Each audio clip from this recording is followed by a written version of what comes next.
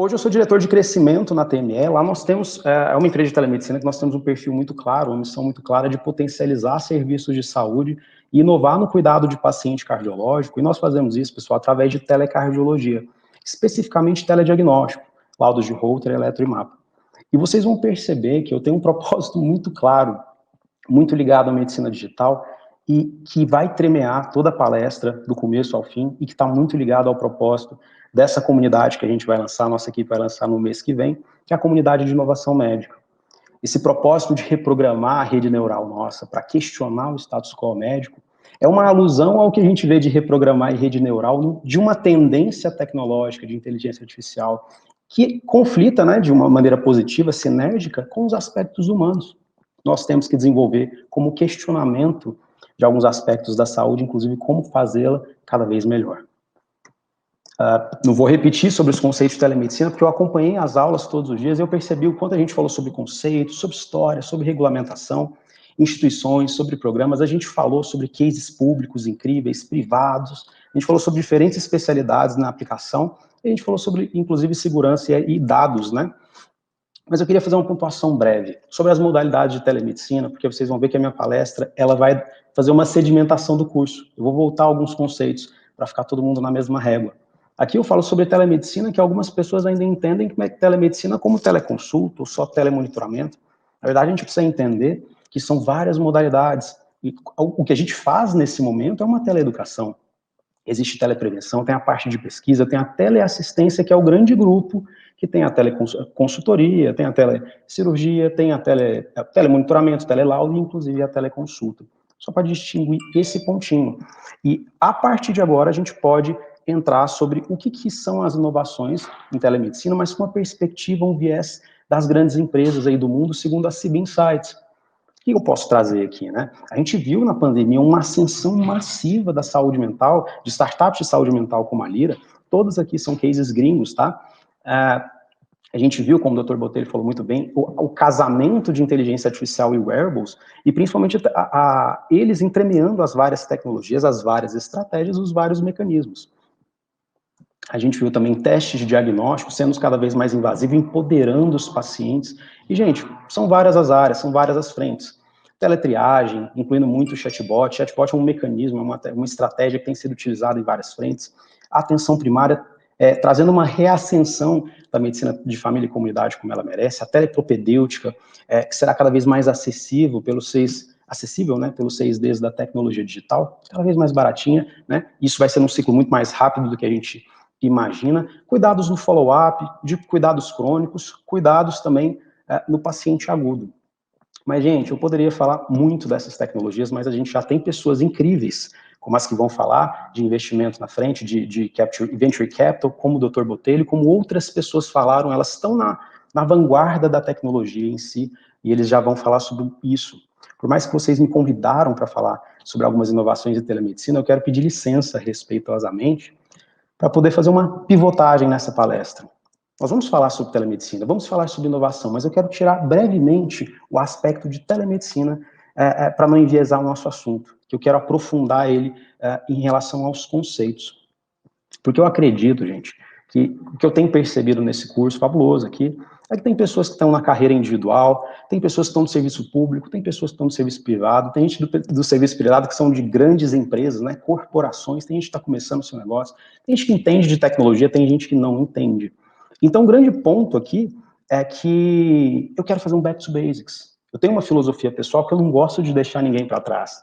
Então, é como se a gente pegasse um do lado para o outro e fizesse uma sedimentação, uma régua de tudo que já passou no curso até agora. Essa estratégia que eu quero utilizar.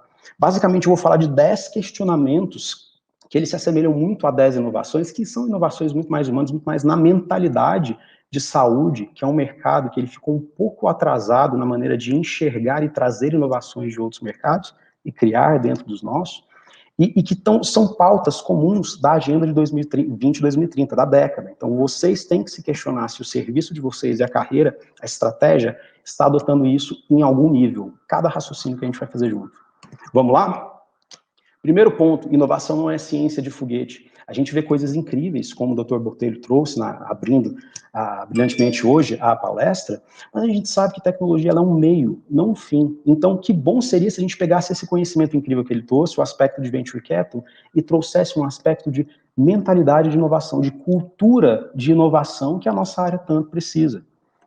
A saúde suplica por isso. Então, a gente pode unir os dois mundos. As inovações avançadas que algumas pessoas, algumas equipes, estratégias e serviços podem aderir, e os aspectos mais simples, mais inquestionáveis, que a gente precisa, de fato, estar em dia com isso. Fechou? Então, vamos falar sobre inovação. Primeiro, tentando trazer um conceito, tentando trazer um viés aqui, tá? Inovação, gente, será que inovação é criatividade? Olha, se fosse todo doidinho aí, era criativo, poxa, também era inovador. Será que é só aplicabilidade? Será que se fosse, poxa, não teria diferencial? Inclusive o diferencial está muito ligado a ser mais barato do que a concorrência, o que está no mercado, ser mais fácil de usar, né? Ser mais veloz de alguma forma. Mas não são só esses dois termos, ele precisa ter valor associado. A gente vê muitas startups tendo a sua sobrevida aí diminuída porque elas não precisavam existir. A gente precisa enxergar, aplicar valor na inovação. E no caso a gente está falando sobre o paciente. Ele precisa perceber valor, a gente precisa fazer a diferença na vida desse paciente. Então o segundo ponto, e essa parte de valor ela vai entremear toda a palestra, o segundo ponto é sobre Joy of Work. Inovação em saúde, gente, é a gente entender que a saúde ela não é palpável, ela não se faz por osmose. Quem faz saúde, quem promove saúde somos nós. É a projeção dos nossos relacionamentos com os pacientes, com a nossa equipe e de toda a cadeia. Então a gente sabe muito bem na vida que a gente não faz só o que gosta, mas a gente tem que gostar do que faz. Esse conceito de joy of work, ele foi trazido muito bem pelo Dr. Lucian Leap, que não adianta a gente ter a experiência do paciente, a saúde populacional, um aspecto de redução de custos, se a gente não traz o aspecto de qualidade, de bem-estar na equipe. Porque nós promoveremos saúde com muito mais qualidade, muito mais eficiência. Então eu questiono no seu serviço, como estão os indicadores de qualidade, de clima organizacional, de uma equipe que está sendo bem assistida para promover mais saúde, mais eficiência, mais produtividade. Esse terceiro ponto é interessante. O Fórum Econômico Mundial, ele traz, 52% dos empregos vão sumir, ok. A Dell traz 85% dos empregos ainda nem foram criados. Eu vejo alguns pensamentos dicotomizados que não conseguem entender isso. Poxa, a primeira, a segunda, a terceira, a quarta revolução industrial, a quinta, com o 5G também, a gente vai entender que algumas coisas, elas são suplantadas, outras crescem, existe um platô depois. Então eu apresento isso porque os nossos serviços, as nossas equipes e as nossas carreiras têm que estarem adiantados, de olho nessas dinâmicas para poder se posicionar. Então, a gente tem que entender como ser, gente. E uma grande inovação que a saúde precisa entender, isso é básico e é indispensável, como tudo aqui, é entender que nós devemos ser tecnológicos e ser humanos. Essa época, essa idade do algoritmo que a gente está passando nesse momento, é muito dicotomizado. É Bolsonaro ou Lula, é tecnologia ou humanidade. São os dois. Na verdade, a vida não é preto e branco, e a gente tem que entender que, dependendo da sua estratégia, do seu objetivo de vida, do objetivo do seu serviço, da sua equipe, isso varia, o quanto de tecnologia, o quanto de humanidade, mas nós temos que entender de uma vez por todas. Em uma era da informação, as competências técnicas serão cada vez mais automatizadas, exponencialmente. Então a gente tem que ser cada vez mais humano, a gente tem que aliar isso de maneira a potencializar a tecnologia, vai e vem, né? E aqui eu trago de maneira resumida as habilidades que o Fórum Econômico Mundial trazem como as habilidades do profissional do futuro, profissional de saúde do futuro. Então, nós temos objetivos. Daqui 3 meses, 6 meses, 1 ano, 5, 10, a nossa carreira, nos nossos serviços públicos ou privados.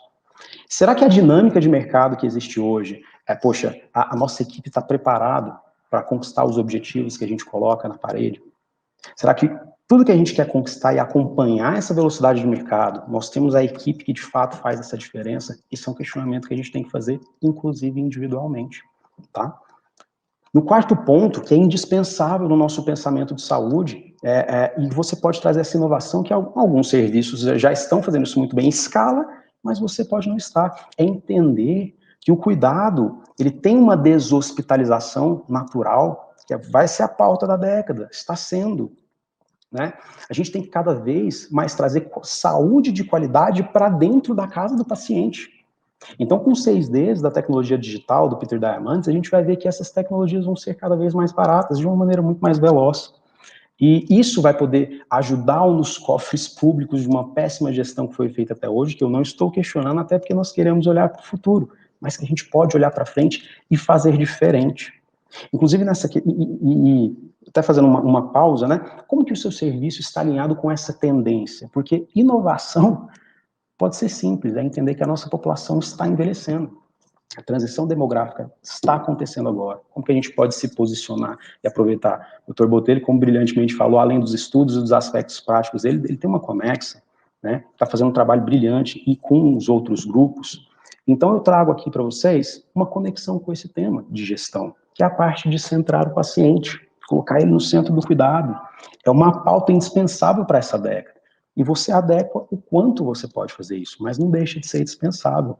É entender que valor é o valor que o paciente percebe com indicadores de qualidade, indicadores específicos, e que aquela saúde que a gente fazia de maneira ampla, a gente tem que individualizar no nosso serviço. Na verdade, a gente tem que buscar individualizar pro paciente.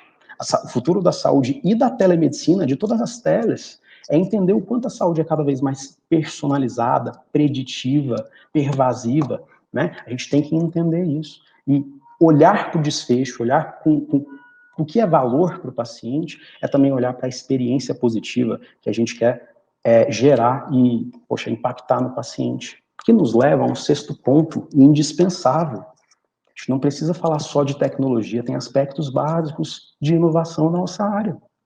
Paciente como consumidor, aqui a gente tem que entender que o paciente não é só mais aquele pacientinho frágil, ele é empoderado, ele é conectado, ele demanda e ele tem que ter, inclusive centrado no valor dele. Para isso, a gente tem que começar a falar mais, né? A gente já fala, mas tem que falar mais sobre CX, que é Customer Experience. Experiência do paciente é um aspecto que pode alavancar a sua carreira individual, seus resultados, e principalmente o resultado de promoção de saúde. A gente tem que entender que a jornada que o paciente faz, ela é outra. E que essa jornada ela pode ser impactada em cada pontinho de contato com o seu serviço, com o seu funcionário, com um canal de comunicação seu. Se você pegar e ampliar igual um iPhone, você pode olhar para aquele ponto de contato e pensar, como que eu posso encantar? E esse encantamento vai trazer resultados, principalmente se estiver centrado no paciente, se você enxerga valor, tá bom? Se você consegue levar esse tipo de qualidade dentro da casa do paciente, porque os hospitais, eles serão lugares para fins específicos. A gente não vai ficar dando rolê à toa no hospital se a gente vai ter cada vez mais tecnologia e telemedicina. Essa é a pauta da década. E aqui, pessoal, eu quero fazer uma reflexão que, como eu disse, a inovação, ela começa pela cultura, pela maneira como a gente enxerga as coisas, né? Aqui eu trago uma imagem de Asclepius, de alguém que fundou uma empresa que se chama Asclepius, porque eu acredito, né, nessa retomada da tradição e dos valores que a nossa geração tanto precisa. Está um pouco em falta. Mas eu acredito que elas devem ser aplicadas em um contexto moderno, com uma roupagem nova e vinculada à tecnologia. Nós não queremos profissionais alienados, né? Então, a gente tem que estar alinhado com essa realidade. E antes, pessoal, a gente via que os médicos e os profissionais de saúde, eles eram considerados deuses. E tá tudo bem. Na nossa história, a gente está completamente vinculado ao sacerdócio, antropológico, sociologicamente, socialmente. Nós temos que ter esse sacerdócio em cada ponto de contato com o nosso paciente, mas com uma roupagem diferente. Essa relação abissal que existia antes de alguém que era considerado Deus, na verdade, a gente poderia tratar o paciente de qualquer forma, sem se importar com a relação médico-paciente, sem se importar, porque ele sempre volta, nós éramos detentores únicos do conhecimento. E sabe, gente, deuses não são processados por negligência, imperícia, imprudência. Na verdade, deuses não são questionados em seu diagnóstico médico, como um Dr. Google. Então a gente vê que essa relação médico-paciente, que era abissal antes e muito autoritária, hoje ela diminui. E ela tem que ser desigual, porque afinal nós somos a autoridade na nossa área, né? Nós temos que ser a autoridade da promoção de saúde. Mas essa autoridade, ela tem que ser mais achatada. E a gente percebe que esse paciente, ele já não é mais só um pacientinho, ele é empoderado, ele é um consumidor, que demanda. E ele é tão demandado e conectado que na pandemia o Ministério veio, atropelou o CFM para demandar uma telemedicina. O que é isso? Poder, conexão. Então a gente vê que alguns pontos da medicina, queiram você ou não, ela já acontece. E essa é uma grande reflexão. Será que grandes inovações que a gente vê acontecendo, nós não poderíamos estar mais abertos para entender antes de pré-julgar? Uma delas são as redes sociais. Não vou entrar nesse ponto que eu poderia ficar falando aqui uma hora, ele é um pouco polêmico. Mas saiba que a medicina está mais conectada. No ano passado, nós temos dados de o grupo etário de maior acesso a redes sociais no Brasil foi o grupo 45+. A gente tem que entender aonde está a atenção do alvo de saúde. Sabe por quê? Porque a gente pode, a partir daí, gerar uma conveniência exponencial. A gente pode exponencializar o que é valor para ele, a gente pode exponencializar a experiência dele, a gente pode potencializar o cuidado dentro das casas do empoderamento. Quando a gente faz isso, a gente vê que o engajamento está vinculado aonde ele vê valor e onde há atenção. E hoje, a atenção do mundo é o petróleo. Então, trouxe uma analogia. Você pode gostar ou não dos aparelhos da Apple, e é só uma analogia, pode ser outras coisas. Mas nós temos que começar a exercitar o pensamento e a cultura de inovação, de perceber o centro do que o paciente quer. Então, vocês podem enxergar isso. Eu quero convidar vocês a enxergar dessa forma. Eu adorei o termo que o Dr. Botelho trouxe de ecologia do paciente, porque esse slide, para mim, ele fala muito sobre isso. Nós podemos utilizar o que é valor, o que é hábito, o que é comportamento, o que é consumo, o que ele percebe como valor, que também é a atenção dele, e a gente pode trazer estratégias. A gente sabe que prescrever remédio não faz só saúde, tem comportamento, tem hábito, nós podemos ir até onde ele já está lá, facilitar e trazer conveniência exponencial nessa ecologia do paciente. O 8º ponto é trazer de novo essa habilidade de questionar, nós perdemos ela. As startups têm nos mostrado como fazer isso de maneira muito bem. Então, elas vêm, falam sobre esse aspecto de olhar para os mesmos problemas que nós de maneira mais humilde, mais enérgica e querendo, com uma energia diferente, com uma ótica de, sempre foi assim, mas esses problemas antigos podem ter novas soluções. E a gente aprende com eles, não só o aspecto de soluções, mas de navegar na diversidade, que é um aspecto base da inovação e de qualquer inovação. A construção de uma tecnologia não acontece por osmose também, tanto a promoção quanto a prática de inovação é feita por pessoas. E aqui a gente tem que entender o quê? E esse curso é um exemplo brilhante. Geração não é sobre qual geração é melhor, nem qual geração é pior, se está perdido ou não. É sobre gerar ação. Qual que é a ponta final do nosso valor? É o paciente. O que importa é que a gente gera junto para ele.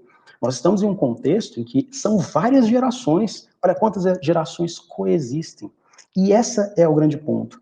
Cada um tem um mecanismo que complementa e ele alinha as nossas fraquezas e potencializa e sinergia as nossas forças. Nós devemos aprender a coexistir, co-criar, co-inovar em prol do paciente, de maneira muito mais sinérgica. E vocês vejam que aqui eu trouxe, além dos aspectos tecnológicos antes, a gente viu muito o aspecto de ciência de dados, de análise preditiva, a Fleury trouxe muito bem, a FID trouxe alguns exemplos. Paciente no centro, vejam, por favor, a palestra de segunda ou de quarta, não me lembro, do Marcelo, da Fleury. O doutor trouxe exemplos incríveis de nicho, clusters de serviço que se potencializam estrategicamente, se especializando, mas são muito centrados no paciente. A gente viu também como o doutor Botelho, o doutor Antônio, a doutora Beth, falando sobre as tecnologias exponenciais em muitas palestras, é só para ser breve. E além disso, a Distrito, ela traz outras tendências para a saúde, como os drones, o uso de realidade virtual e aumentada, sendo muito mais criada dentro das universidades, e o aspecto da robótica será cada vez mais comum na telemedicina, né? E aqui eu estou quase estourando meu tempo, falta um minutinho que eu posso passar, mas eu quero muito trazer uma reflexão para vocês. Tem muita gente, esse é o ponto principal da palestra, prefiro, às vezes menos é mais. Tem gente que tem medo de tecnologia, tem gente que tem medo de inovação, tem medo de ser substituído por uma máquina. E aqui, gente, eu quero que você anote uma receita killer para você nunca ser substituído por uma máquina. Não atenda como não atenda como um robô. A tecnologia, ela veio para potencializar a nosso lado humano. Tudo que é chato e repetitivo, ela faz de maneira exponencialmente melhor, para que a gente tenha mais tempo de ser mais humano, de ficar mais tempo com a família, de potencializar a nossa carreira.